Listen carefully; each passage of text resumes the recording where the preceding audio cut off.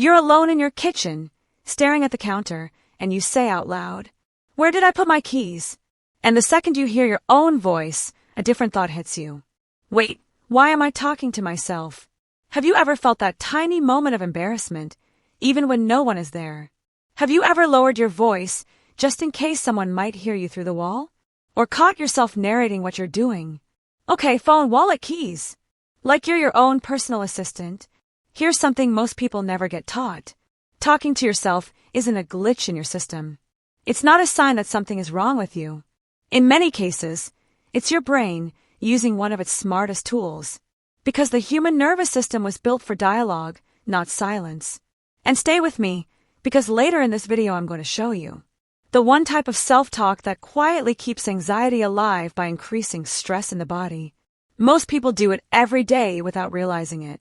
If you like psychology explained in a calm, grounded way, subscribe to the channel. This channel is for women who want emotional clarity, inner steadiness, and self-respect, without becoming cold, numb, or detached. Now let's talk about what's actually happening when you talk to yourself. Society has a strange double standard about this, doesn't it? If a stranger on the street is muttering under their breath, people judge. But if you talk to yourself in the shower, replaying a conversation from 3 days ago, you call it thinking out loud. Why do we judge in others what we quietly do in private? Why does it feel normal when it's silent inside your head, but strange when it comes out as sound? Because sound makes things feel more real. And when something feels more real, it triggers more emotion in the body. That's a psychobiological response. Your nervous system reacting to stimulus, even when that stimulus is your own voice. There's something important you need to hear clearly. Talking to yourself with awareness is not the same as hearing voices you don't recognize. When you talk to yourself, you know it's you. You can stop. You can redirect it. You're in control. So why do we do it? Because self-talk is one of the ways your brain organizes attention, emotion, and identity through neural pathways that have been trained over time. That's neuroplasticity in action. And in a moment, I'll walk you through the 3 main reasons most people talk to themselves. But first, pause with me for just a second. Say your name out loud once. Did you feel that subtle shift in attention? That's not imagination. That's your thinking brain coming online. The part of you that can observe instead of react. Hold on to that feeling. Later, I'll show you how to use your own voice to exit an emotional spiral in under 30 seconds. There are 2 main types of self-talk. The first is inner speech, the voice inside your head. The second is speaking out loud. Both are normal. Both are common. And both can be helpful or harmful depending on the pattern. Here's what research consistently shows in simple terms. When you verbalize something, you activate more systems at once. Thinking, hearing, and focused attention. It's like turning on extra lights in a room. You don't just think the thought, you perceive it. And perception changes how your body responds. Have you noticed you talk to yourself more when you're stressed? When you're rushing? When you're trying not to forget something? When you're trying not to cry? That's not random. That's your nervous system trying to regulate. Think about the last time you said out loud, Okay. Were you actually calming yourself? Or were you trying to stop yourself from falling apart? That difference matters. Now let's get to the 3 core reasons people talk to themselves. The first reason people talk to themselves is cognitive organization. Your brain is constantly absorbing information. Not just sounds and images, but worries, reminders, unfinished tasks, emotional signals, and future planning. Every second, your nervous system is sorting through an overwhelming amount of input. But here's the problem. Only a very small portion of that information can become conscious focus at one time. That means most of what's happening in your mind is competing for attention in the background. And when life feels mentally noisy, when everything feels urgent, unfinished, or slightly overwhelming, your brain needs a way to create order. That's where speaking out loud becomes a tool. When you say things like, pay the bill, send the email, buy groceries, call mom, you're not being dramatic. You're not being disorganized. You're not losing control. You're doing something very specific. You're externalizing information, so your brain doesn't have to hold everything at once. This is your prefrontal cortex doing exactly what it's designed to do. Planning, sequencing, prioritizing, and reducing distraction. When thoughts stay silent, they float. When they're spoken, they line up. Speaking out loud turns a mental fog into a visible list, even if that list exists only in sound. And that matters, because your working memory, the part of your brain that holds information temporarily, has very limited capacity. When it's overloaded, focus drops. Mistakes increase. Frustration rises. So your brain offloads. It uses your voice as a container. That's why athletes talk to themselves during competition. That's why writers mutter sentences before typing them. That's why students repeat instructions out loud while studying. It's not eccentric behavior. It's cognitive efficiency. But there's an important distinction here. Some people use self-talk to clarify. Others use it to discharge anxiety. Imagine you can't find your phone, and you're already running late. One person says, "Okay, phone, kitchen counter, not there, bedroom, nightstand." Another person says, "Where's my phone? I'm going to be late. I always lose things. Why can't I keep track of anything?" Same situation. Completely different brain states. The first person is organizing a search. Their prefrontal cortex stays online. They're problem-solving. The second person is repeating anxiety. Their thinking brain goes offline. They're escalating. That's why they end up opening the same drawer 3 times, or walking into rooms and forgetting why. The stress isn't helping them focus. It's fragmenting their attention. So the real question isn't whether you talk to yourself during tasks. It's whether that self-talk is moving you forward or just spinning. And you can tell by noticing, is your voice calm and directional? Or tense and repetitive? Because your nervous system responds to both. You're helping your brain keep one goal active long enough to complete it, instead of constantly being pulled by the next thought. But here's where this becomes important on an emotional level. There are 2 ways people speak to themselves during tasks. Some people sound like a coach. They say things like, "Okay, focus. One step at a time. You've got this." Others sound like a critic. They say, "Why are you like this? You always mess this up. What's wrong with you?" And even though both voices are organizing behavior, they create completely different internal climates. One activates clarity and direction. The other activates tension and threat. The body responds differently to each. A coaching voice helps the brain stay in problem-solving mode. A critical voice pulls the nervous system into defense mode. That's why 2 people can do the same task, and one feels calm and capable, while the other feels drained and overwhelmed. It's not about motivation. It's about how the task is being narrated internally. And later in this video, I'll show you a simple language shift that turns self-criticism into self-guidance, without forcing positivity, and without sounding fake. Because the goal isn't to silence your inner voice. The goal is to make it useful. The second reason people talk to themselves is emotional regulation. Self-talk is one of the fastest ways your nervous system creates distance from an intense feeling. And that distance matters more than most people realize. There's a huge difference between saying, "I'm anxious," and saying, "I'm noticing anxiety." One turns the emotion into identity. The other turns it into information. When you say, "I'm anxious," your brain interprets anxiety as who you are. When you say, "I'm noticing anxiety," your brain understands it as something you're experiencing. That small shift moves you from fusion to observation. And observation is powerful, because the moment you name a feeling, your thinking brain, the prefrontal cortex, gets involved. It starts organizing the experience instead of being flooded by it. This is why labeling emotions is such a central tool in emotional regulation and cognitive behavioral patterns. Not because naming magically erases feelings, but because it reduces ambiguity. And ambiguity is one of the biggest drivers of anxiety. When your body doesn't know what is happening, it prepares for danger. That preparation often looks like tension, racing thoughts, shallow breathing, and urgency. But clarity changes that. When you name a feeling, you're telling your nervous system, "This is known. This is contained. This is not infinite." Have you ever talked yourself through something difficult by saying, "Breathe, slow down one step at a time"? And did you notice, even slightly, your shoulders drop, your breath deepen, your chest soften? That wasn't imagination. That was your nervous system responding to cues of safety. Your body listens to your voice, especially when that voice is calm and specific.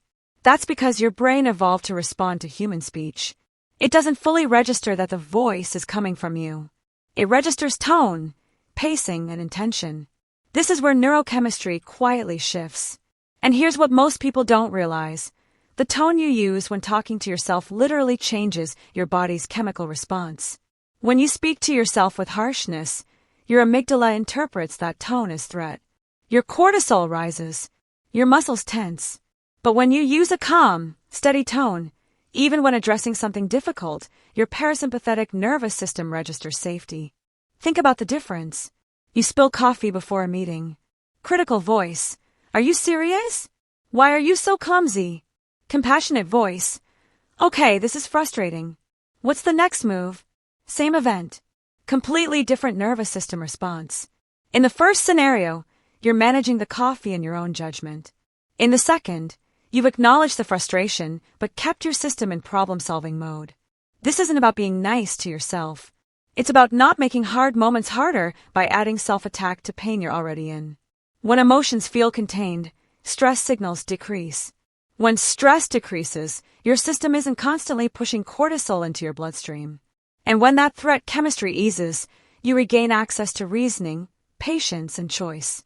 Here's a simple technique you can use anytime emotions spike, especially when your thoughts feel fast and overwhelming. Say your name, name the feeling, then name the next action. For example, Sarah, this is anxiety. Next step is sitting down and breathing. That sequence matters. Saying your name creates psychological distance. Naming the feeling creates clarity. Naming the next action restores agency. You're not denying the emotion. You're not suppressing it. You're not forcing positivity.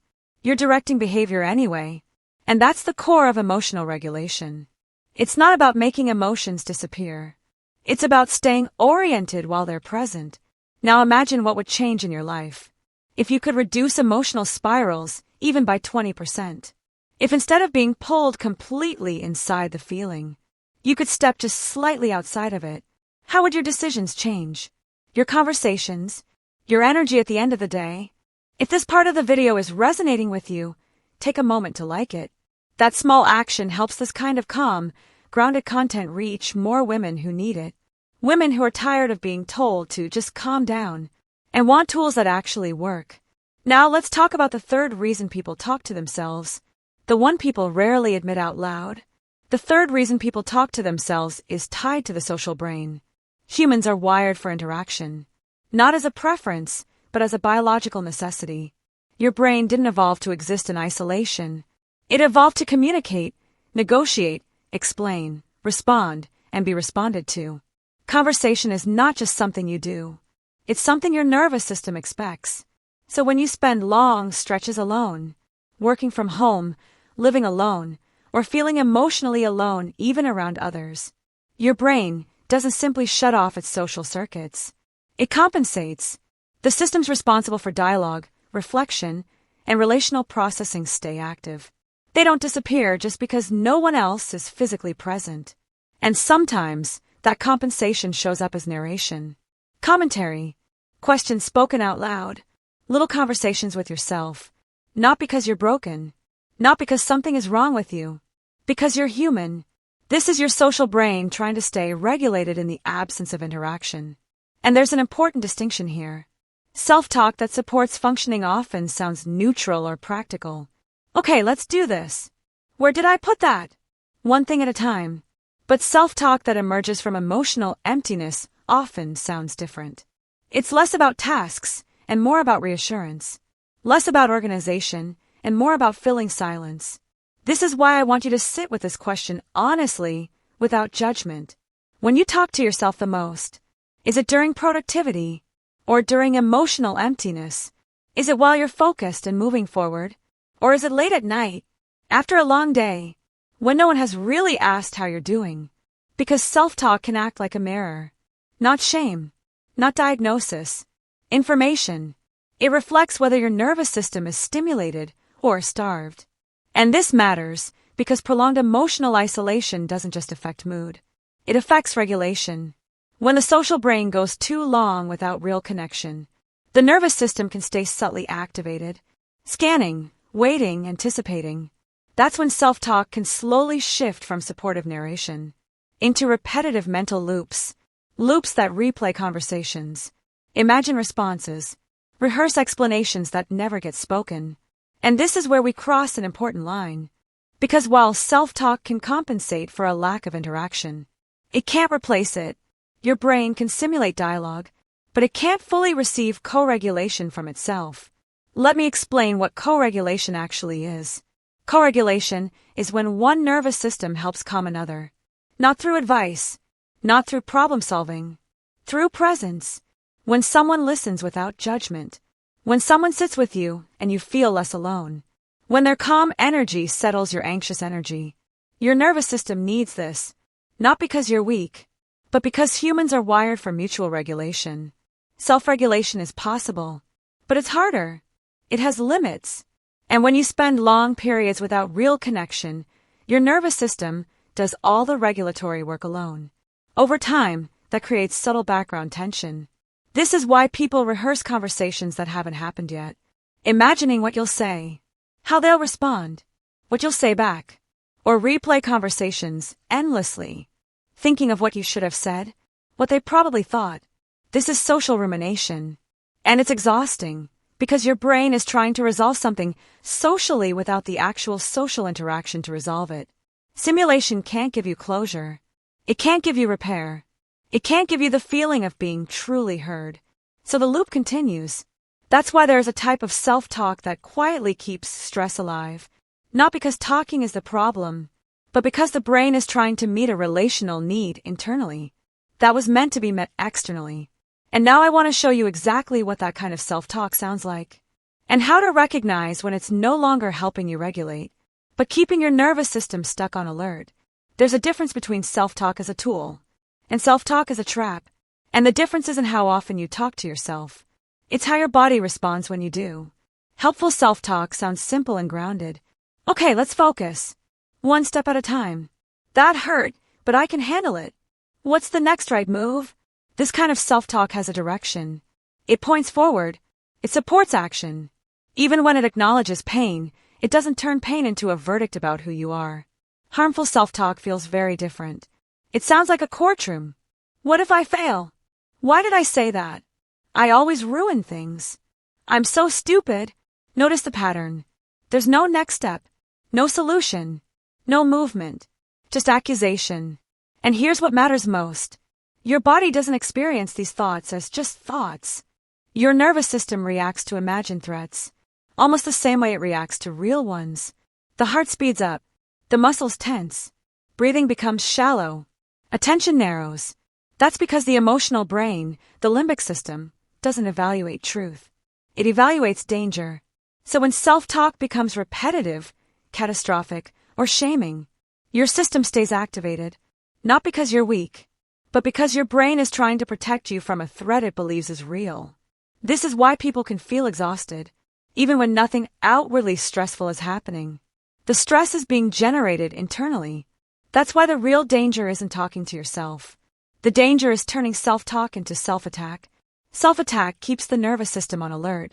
It trains your brain to associate your own thoughts with threat.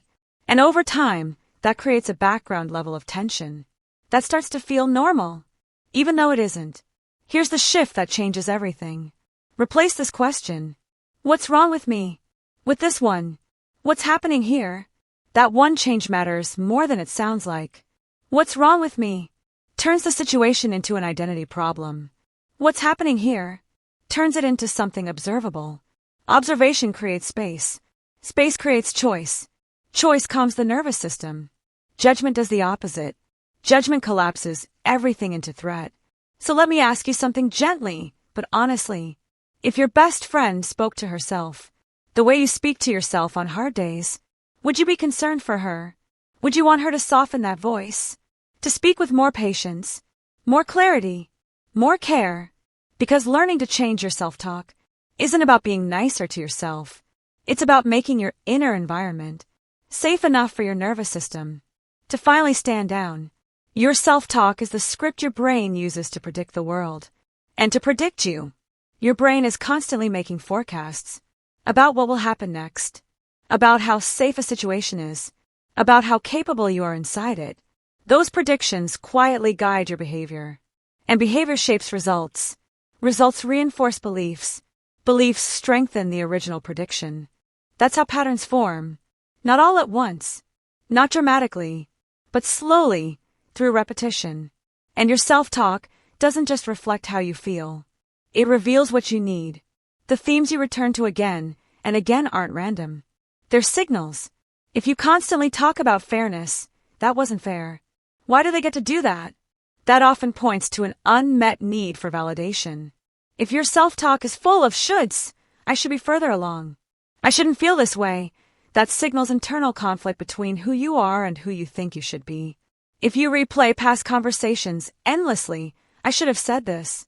Why didn't I speak up? That's your brain asking for closure it didn't get. And if your thoughts constantly jump to worst-case scenarios, that's usually a need for safety in uncertain situations. None of this means you're broken. It means your brain is trying to tell you something. So instead of judging your self-talk, try listening to it as data. Ask, what is this thought trying to protect me from? So if your internal dialogue is constantly tense, rushed, or self-critical, your brain learns to expect struggle. Even in neutral situations, that expectation shapes how you move through life. That's why creating a more grounded life isn't just about changing circumstances. You can change jobs, relationships, routines, and still feel internally unsettled. Because what actually needs updating is the script running in the background. You need a healthier internal dialogue. Not a perfect one. Not a positive one all the time. A functional one. Here are 3 practical ways to reshape it without forcing affirmations and without pretending you feel something you don't. First, use instructional language during stress. When emotions are high, your nervous system doesn't respond well to analysis or criticism. It responds to direction. Simple, calm instructions help organize the system. Things like, feet on the floor, slow the breath, do one thing. Instruction gives your brain something concrete to do. It reduces overwhelm by narrowing focus. You're not arguing with the emotion. You're guiding the body through it. Second, use your name when emotions are intense. This might feel small, but it's powerful. Saying your own name creates psychological distance. Instead of being inside the emotion, you step slightly outside it. Anna, slow down. You're safe right now. That distance brings clarity, and clarity allows choice. It's a way of engaging your thinking brain without suppressing what you're feeling. Third, ask better questions, because questions steer attention, and attention shapes experience. When you ask, why am I like this? Your brain scans for flaws. When you ask, what do I need right now? Your brain scans for solutions. One question activates threat, the other activates care. And over time, the questions you ask most become the pathways your brain travels automatically. That's neuroplasticity in action. There's one more tool worth knowing. Instead of making statements to yourself, ask questions. Not why am I like this, but genuine, curious questions. Instead of, I can't handle this, ask, what part feels hardest right now? Instead of, I always mess things up, ask, what specifically didn't go as planned? What was in my control? Instead of, nobody understands me, ask, who have I actually tried to explain this to? Statements close, questions open, and curiosity is incompatible with threat. Your nervous system can't be in full defense mode and genuinely curious at the same time. So if you want change, you don't start by judging the voice in your head. You start by listening to it. If you want, comment one phrase you catch yourself saying often. Not to judge it, not to fix it, just to notice it. Because awareness is where change begins. Here's the truth most people avoid. We don't fear talking to ourselves. We fear what it reveals. That we're tired. That we've been strong for too long. That we've been carrying too much alone. Talking to yourself isn't proof that you're unstable. It's often proof that you're trying to stabilize. But self-talk should be a tool, not your only source of connection. So ask yourself gently, without judgment, am I using my voice to soothe and guide? Or am I using it to avoid a hard truth, a boundary, or a need that hasn't been met yet? And if this video opens something in you, if you're realizing that your nervous system has been in survival mode longer than you thought, and you want to go even deeper into your emotional development, I've created a practical guide to emotional self-mastery to support you. It was designed to help you regulate your emotions, stop overreacting or oversharing, and build inner stability step by step at your own pace, without pressure and without becoming emotionally closed off. You'll find the guide in the first pinned comment below. If you want more content like this, subscribe to Emotional Growth and share this video with a woman who secretly thinks she's weird for talking to herself. She's not. You can keep talking to yourself. Just make sure you're speaking to yourself like someone you intend to heal. I'll see you in the next video.